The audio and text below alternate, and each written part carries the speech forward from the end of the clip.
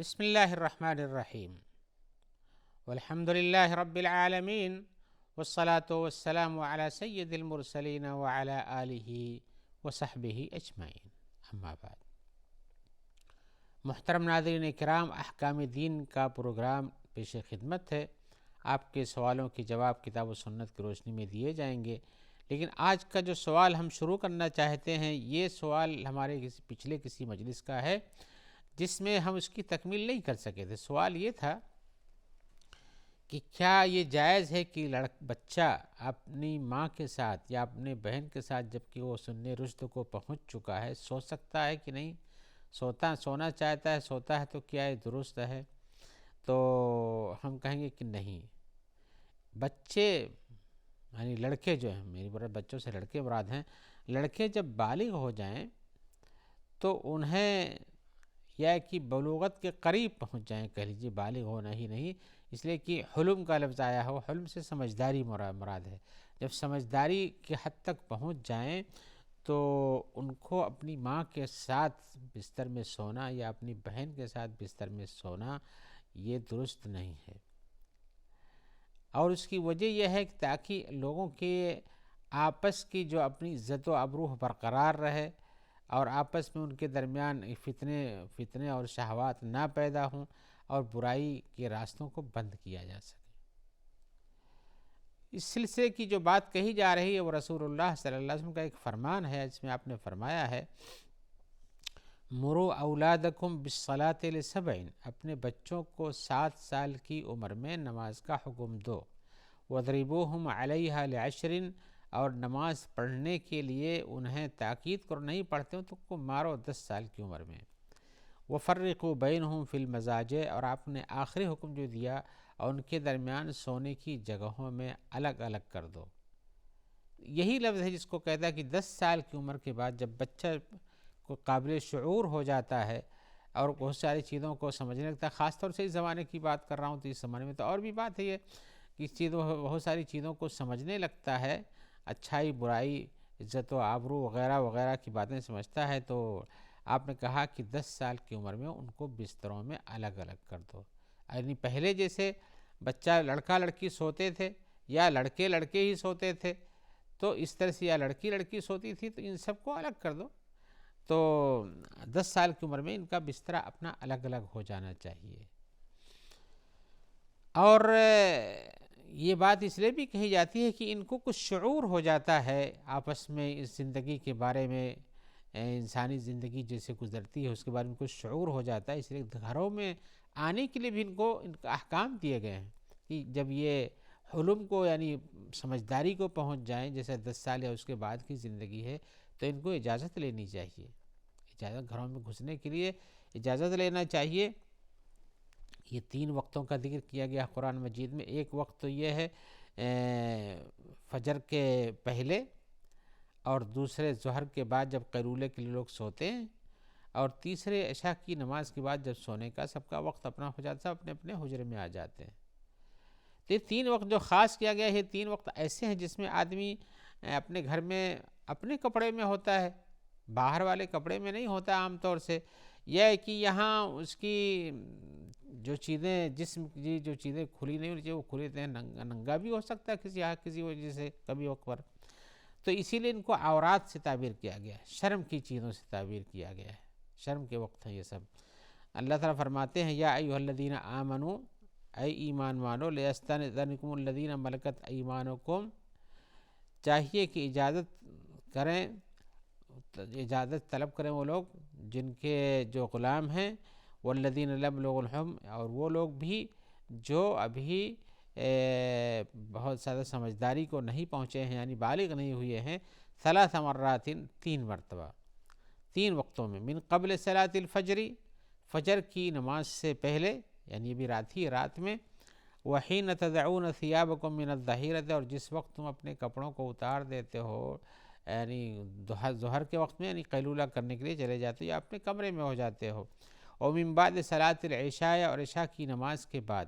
یعنی عشاء کی نماز کے بعد سے فجر تک یہ وقت ایسا ہے جس میں آدمی کسی گھر میں دوسرے جاتا ہو تو اسے پوچھنا چاہیے ان لوگوں کو بھی جو ان کے یہاں کام کرتے ہیں غلام ہیں، یا ان لوگوں کو بھی جو بھی سمجھداری اور بالغیت کے وقت کو پہنچنے والے ہیں۔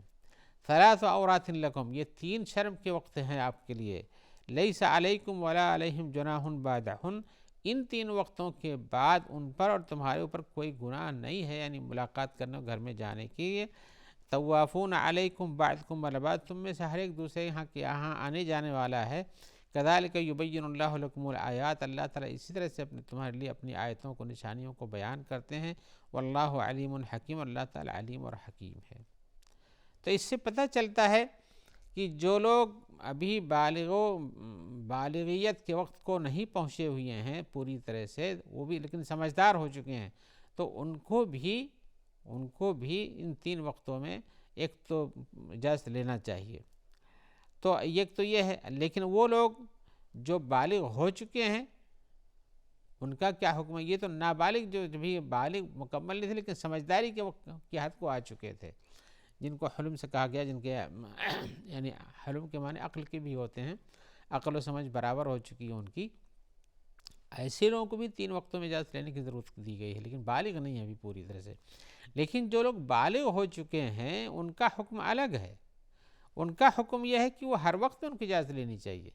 ایسا نہیں کہ صرف ہمیں سونے کے وقت ہے چلو کھٹکھٹا کے دروازہ آتے، لیکن نہیں، کسی بھی وقت ان کو جانا چاہیے تو کسی دوسرے پر جا کر کے اجازت لے کے اندر جانا چاہیے۔ اور شریعت کا ایک اچھا بہترین اصول ہے کہ ہر آدمی کو دوسرے آدمی کے پاس جانے کے لیے، اس کے پاس اندر گھسنے کے لیے، اس کے گھر کے دروازے کو پھلانگنے کے لیے اجازت لے کر کے اندر جانا چاہیے۔ تو ان کو جو لوگ بالغ ہو چکے ہیں ان کو ہر وقت میں اجازت مانگنے کی ضرورت ہے۔ اللہ تعالیٰ فرماتے ہیں وَإِذَا بَلَغَ الْأَطْفَالُ مِنْكُمُ الْحُلُمَ فَلْيَسْتَأْذِنُوا كَمَا اسْتَأْذَنَ الَّذِينَ مِنْ قَبْلِهِمْ، اور جب بچے تم میں سے بالغیت کو پہنچ جائیں تو انہیں چاہیے کہ وہ بھی اجازت طلب کریں جیسے کہ اس سے پہلے تم لوگ اجازت طلب کرتے تھے۔ کذالک یبین اللہ لکم آیاتہ، اور اللہ تعالیٰ ایسے تمہارے لیے اپنی آیتوں کو بیان کرتے ہیں۔ تو جب بلوغت کو پہنچ جائیں تب تو اجازت مانگنا ہی، اور ہر وقت میں جب بھی آپ دوسرے کے پاس جائیں تو اجازت مانگنے کی ضرورت ہے۔ اب یہاں یہ ساری چیزیں ہوتی ہیں اس لیے تاکہ لوگوں کی عزت و آبرو برقرار رہے، فتنہ و فساد نہ پھیل سکیں، اور برائی کے اسباب جو پیدا ہو سکتے ہیں اس طرح سے اچانک گھس جانے سے، یہ سب چیزوں سے دور رہا جا سکے۔ مسئلہ ان کا بھی اب یہ ہے، یہ تو جو لوگ بالغیت کے قریب تھے، بالغ نہیں تھے، ان کا حکم بیان کیا ہم نے قرآن مجید کی آیتوں کی روشنی میں، اور جو لوگ بالغ ہو چکے ہیں ان کا بھی حکم بیان کیا کہ وہ اور اس سے پہلے جو لوگ پہلے بڑے جو تھے ان سب کی طرح سے برابر ہو چکے اب یہ۔ تیسرے وہ لوگ جو بھی 10 سال سے نیچے ہیں، 10 سالوں والوں کو ہم نے حکم دیا کہ بتایا تھا کہ جب بالغیت کے قریب ہو جاتے ہیں تو جو لوگ 10 سال سے نیچے ہیں تو یہ 10 سال سے نیچے ابھی ان کی سمجھ اس حد تک برابر نہیں ہوتی ہے، لہذا یہ اپنی ماں کے ساتھ یا بہن کے ساتھ بستر میں سو سکتے ہیں، اس لیے کہ ان کو ہاں ضرورت بھی رہتی ہے اور تکلیف ہوگی باہر سلانے میں، ڈرتے بھی ہیں اور بھی مشکلات ہوتی ہیں، بہت سے ڈرتے ہیں، ان کے ساتھ وہ ننگے ہو جاتے ہیں، کپڑا نہیں اوڑھتے ہیں، ان کو پتہ نہیں رہتا ہے، ٹھنڈی لگ جاتی ہے اور سب چیزیں ہیں، تو ان کو ان کی رعایت ان کی ضرورت کے تحت ان کے ساتھ رہ سکتے ہیں، لیکن یہ 10 سال سے پہلے کا حکم بیان کر رہا ہوں۔ لیکن اگر اس صورت میں کہ انسان کے پاس گھروں کی کمی ہے اور پریشانیاں اور فتن و فساد کے اسباب نہیں ہیں، وسائل شر نہیں ہیں، ذرائع ایسے برے راستوں تک پہنچنے کے اسباب نہیں ان کے پاس ہیں، ان کی نگرانی ہوتی ہے، کھلی ہوئی ہے، سب کچھ انتظام ہے، تو ایسی ضرورتوں کے تحت ان کا ایک ساتھ سونے میں گنجائش ہے، لیکن جہاں تک جب یہ ضرورت ہو، تب جب یہ ضرورت سے نکل کر کے آپ پاس گنجائش ہے تو پھر یہ آپ کو الگ الگ ہی رکھنا چاہیے، اور ہر ایک کا اپنا بستر ہونا چاہیے، اپنی جگہ ہونی چاہیے تاکہ اس میں سوئے، اس میں رہے، کسی اور کے ساتھ اس کے سونے اور جاگنے کے حالات کے حساب سے ان کے ساتھ اپنے جسم کو ٹچ نہ رکھے، ان کے ساتھ بستر میں نہ سوئے، الگ رکھنا چاہیے۔ آئیے ایک اور سوال کی طرف آتے ہیں۔ سوال میں ہمارے بھائی پوچھ رہے ہیں، جو آپ کا آج کا نیا سوال ہے، کہ وہ کون سے اسباب اور راستے ہیں جن کے ذریعے سے شیطان انسان کو اپنے مکر و فریب میں پھنسا لیتا ہے۔ اور یہ سوال اپنی جگہ پہ چھوٹا ہے، لیکن حقیقت یہ ہے کہ ہماری پوری زندگی کو محیط اور شیطان ہمارا دشمن ہے، اور مکر و فریب سے ہماری زندگی کو برباد کرنا چاہتا ہے، اور چاہتا ہے کہ ہم بھی ارادے درگاہ ہو جائیں جیسا کہ وہ ہو چکا ہے۔ تو اس کے مکر و فریب بہت ہیں، طرح طرح سے آتا ہے، اوپر سے، نیچے سے، دائیں سے، بائیں سے، ہر طرف سے ہمارے اوپر حملہ کرتا ہے، اور ہمارے اپنے مال کے ذریعے سے، ہمارے اپنے اعمال کے ذریعے سے، ہمارے اپنے اولاد کے ذریعے سے، ہماری اپنی خواہشات کے ذریعے سے، وسوسوں کے ذریعے سے، بہت ساری چیزیں ہیں۔ تو آپ کا یہ سوال گرچہ کہ مختصر ہے کہ وہ شیطان کی کون سی وہ چالیں ہیں جن کے ذریعے سے انسان پر حملہ کرتا ہے، اس پر غالب آ جاتا ہے، تو اس کے سے بچنے کے لیے ہمیں کیا کیا کرنا چاہیے، تو میں پہلے آپ کو یہ طریقے بتا دیتا ہوں کہ کیسے کیسے جاتا ہے۔ تو یہ تو میں نے بتایا کہ بہت ساری چیزیں ہیں یہ، لیکن آئیے من جملہ کچھ چیزوں کو اکٹھا کر کے بتاتے ہیں تاکہ پتہ چلے کہ ان ہر راستوں سے یہ خاص خاص راستے اس کے ہیں۔ ان میں سے یہ ہے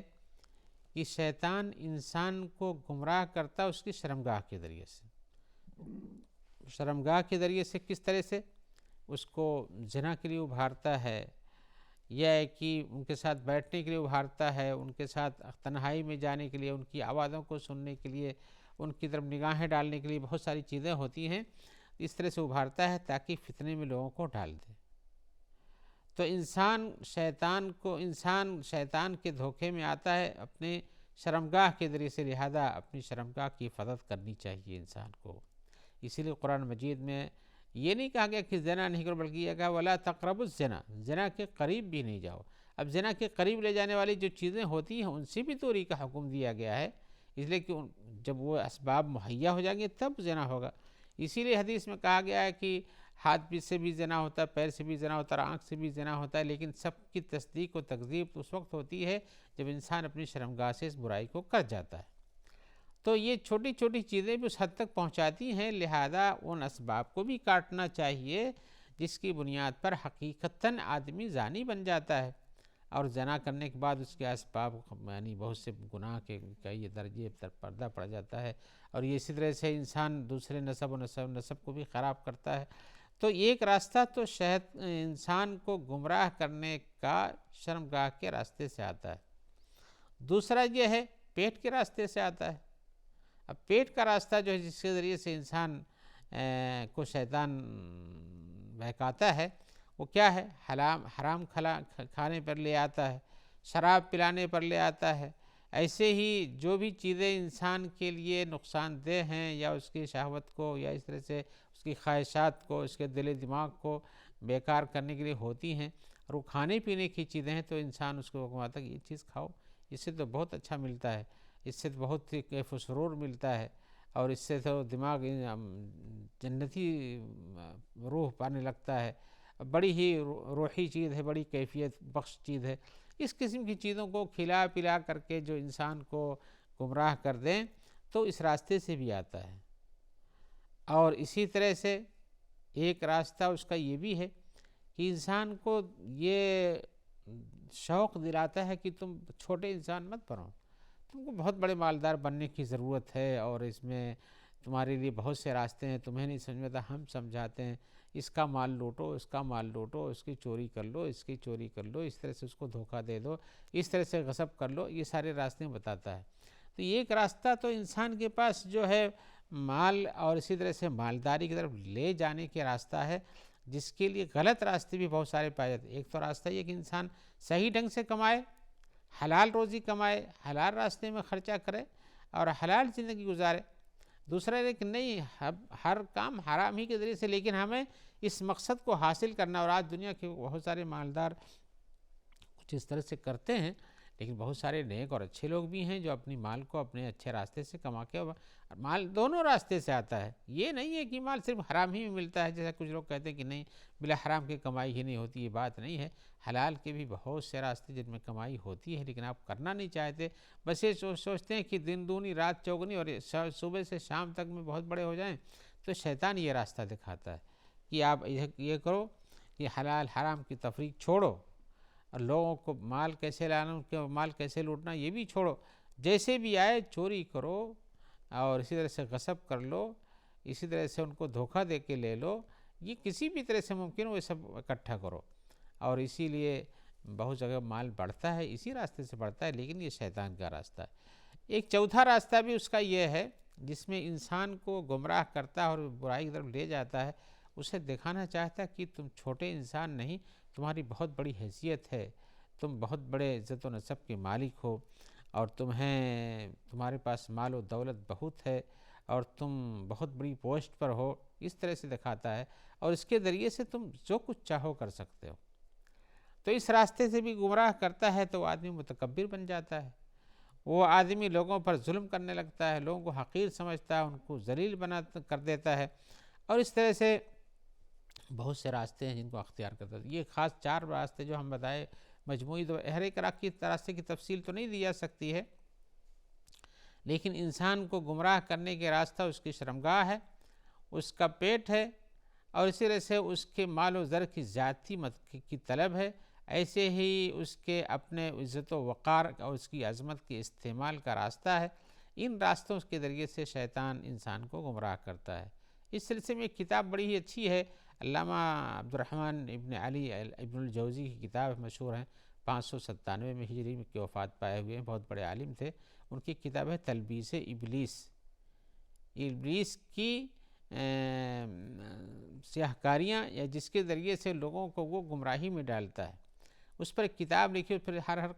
فن پہ عالموں کو کیسے اور قاریوں کو کیسے، مالداروں کو کیسے، نمازیوں کو کیسے، اور اس طرح سے اور بہت سارے طرح طرح کے لوگوں کے بارے میں انہوں نے ذکر کیا کہ ان کے گمراہ کرنے کے کیا کیا راستے اختیار کرتا ہے وہ، تو ان کے لیے دلیلیں بھی دی ہیں، اور پھر انہوں نے اس پر جو اپنا تبصرہ بھی کیا ہے ان باتوں پر، اور بتایا ہے کہ انسان کو اس کی ان چیزوں سے، ان کے گمراہ کرنے کے راستوں سے بچنا چاہیے۔ آئیے ایک اور سوال کی طرف آتے ہیں۔ سوال میں پوچھ رہے ہیں ہمارے بھائی کی ایک حدیث ہم نے پڑھی ہے جس کے الفاظ انہوں نے نوٹ کیے ہیں، وہ کہتے ہیں الحکمت ضالۃ المومن ان وجدہا یاخذھا، کہ حکمت کی بات، دانائی کی بات، یہ مومن کی گمشدہ دولت ہے، کہیں بھی پائے تو اسے لے لینا چاہیے۔ وہ پوچھنا چاہتے ہیں کہ اللہ کے رسول کا یہ فرمان، اس کا کیا معنی ہے؟ میں کہتا ہوں کہ یہ حدیث کئی لفظوں میں روایت کی گئی ہے، لیکن عام طور سے یہ حدیث جو ہے ضعیف ہے، یہ حدیث ضعیف ہے، لہذا اس کو صحیح حدیث کے درجے کو نہیں دیا جا سکتا ہے، لیکن اس کا مفہوم کسی حد تک ہم اپنی زندگی میں صحیح مانتے ہیں کہ بھئی انسان کو اچھی چیز کی تلاش چاہیے، اگر وہ مل جاتی دانائی کی بات تو لے لینے میں کچھ حرج نہیں ہے، لہذا حدیث کا یہ لفظ اپنی جگہ پر صحیح مانے تو بھی اس سے یہ پتہ چلتا ہے کہ انسان کو اپنی زندگی میں اچھائی کی چیزوں کو حاصل کرنا چاہیے، بری چیزوں سے بچنا چاہیے، اور البتہ یہ بحیثیت حدیث کے کہ یا رسول کا یہ فرمان ہے، اس طرح سے یہ نہیں کہہ سکتے ہم اس لیے کہ حدیث ضعیف، اس میں ایک راوی ہے ابراہیم بن فضل مدنی جس کے بارے میں علماء نے بہت زیادہ کلام کیا ہے، لہذا آپ کو یہ ہے کہ اچھی چیزیں ملیں تو لیجئے، اور کوئی بری چیز ہے تو اس کو چھوڑ دیجئے۔ آئیے اسی جواب کے ساتھ ہم اللہ تعالیٰ سے دعا کرتے ہیں کہ اللہ تعالیٰ آپ کو اور ہمیں خیریت سے رکھے، اور آپ کو ان چیزوں پر عمل کرنے، دوسروں کو پہنچانے کی بھی توفیق عطا فرمائے، اور جو لوگ آپ تک اس پیغام کے پہنچانے میں مددگار ہیں، ان کا تعاون حاصل ہے، اللہ تعالیٰ ان سب کو بھی تعاون فرمائے اور ان کی مدد فرمائے۔ السلام علیکم ورحمۃ اللہ وبرکاتہ۔